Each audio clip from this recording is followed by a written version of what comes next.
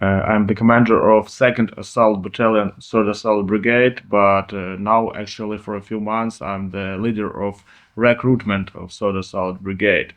Actually, I have created the 2nd Assault Battalion. My battlefield way began in 2014 in Azov Regiment.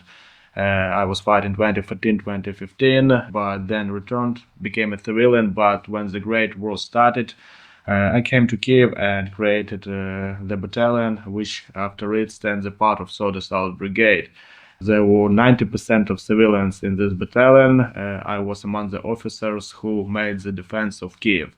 So actually, after 7 days of training, the people from the street who didn't understand anything about military, about war, were fighting against elite forces of Russian army in Kiev district in Mashun.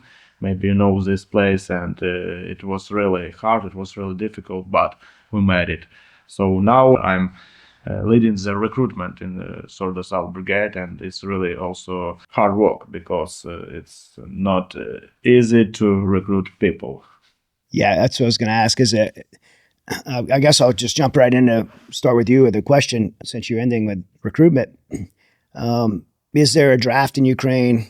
I know that I've heard a lot of different things, like 16 years old to 60. What's the actual number? Actually, I can say that I'm presenting the best brigade in Ukraine because there are two ways of recruiting, mobilization and recruitment. And we chosen second way. It's the way of when people want to go to your brigade because they know the history of success of this brigade and they trust the commanders of this brigade. Yeah, we have a media company. We are trying to speaking about it in media, but we also have these histories of success and people know about us and people want to join us because our brigade, we have the lowest rate lotio in our direction, 1 Ukrainian to 18 Russians.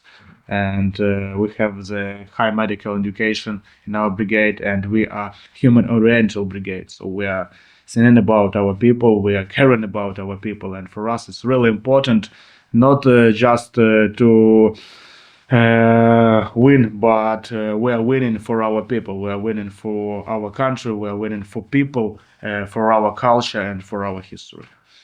Yeah, I could say that I witnessed that firsthand, and I was very impressed by it. Driving through different parts of Ukraine, I would see really motivational, like recruiting billboards. And then I go in hotels and have like a meal, and they'd be like digital screens of like reminding people why the fight's happening and really incentivizing people to join and mobilize into the military. And I thought, a lot of the rumors I was hearing about conscription and things like that, I'm like, well, if they're doing that, then why are they advertising in recruiting in this way, this real positive way? And it's really motivating. I mean, there's a lot of national pride with the beautiful colors of the flag. You got your flag on your shoulder there, talking about history and fighting for freedom in their homes. And so that was one of the things that I witnessed. And so the recruiting effort seemed really great. And I met a unit called Safari. Have you guys heard of Safari? Yeah. and met those guys, and those guys were so motivated to be part of the fight. And I'm like, these guys don't look like guys that were conscripted. They look like people that are actually care about their homes and their families and their freedoms and fighting for what was being taken from them.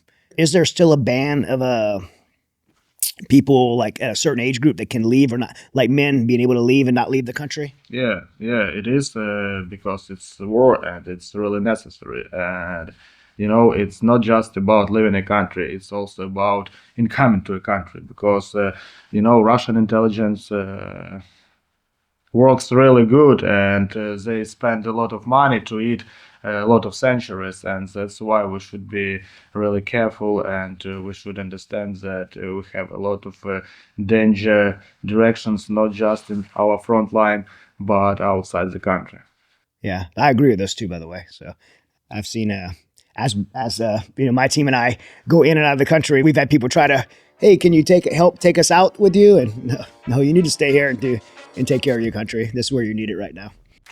Guys, I'm a lifelong athlete. I've tried all kind of things, from every different diet, from all different supplements, tons of different things to make my body as healthy and as functional as possible. I heard about BioPro years ago from jiu-jitsu athletes, from UFC fighters, and they're all friends of mine who I trust that were telling me, you have to try a BioPro, and I did. I experienced a tremendous result, mostly in my sleep, to where I was sleeping 4 or 5 hours a night, to where I immediately went to sleeping 9 hours a night. BioPro has helped my recovery, my mental focus. I am a believer. I love it, or I would not be promoting it. If you're interested, go to bioproteintech.com and get yours